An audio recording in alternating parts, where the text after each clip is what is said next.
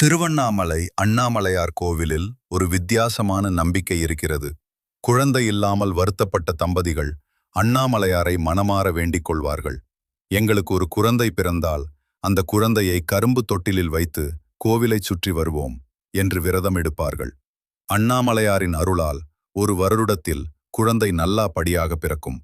குழந்தை பிறந்த பிறகு அந்த குடும்பம் மீண்டும் திருவண்ணாமலைக்கு வருவார்கள். கரும்புகளை வைத்து ஒரு சிறிய தொட்டில் போல கட்டுவார்கள். அதில் குழந்தையை சில நிமிடம் வைத்து கோவிலைச் சுற்றி எடுத்துச் செல்வார்கள். இது ஒரு வழக்கம் மட்டுமல்ல, அண்ணாமலையாருக்கு நன்றி சொல்லும் ஒரு பக்தி. கரும்பு என்றால் இனிமை. அந்த குழந்தையின் வாழ்க்கை இனிமையாக இருக்க வேண்டும் என்பதற்கான அடையாளம். இன்றும் திருவண்ணாமலை அண்ணாமலையார் கோவிலில் பல குடும்பங்கள் இந்த விரதத்தை நிறைவேற்றி வருகிறார்கள். அண்ணாமலையார் அருள் இருந்தால் அசாத்தியம் என்றதே இல்லை என்று பக்தர்கள் நம்புகிறார்கள். அண்ணாமலையாரை நினைத்து கேளுங்கள், நிச்சயம் உங்களுக்கு கிடைக்கும். ஓம் நமச்சிவாய.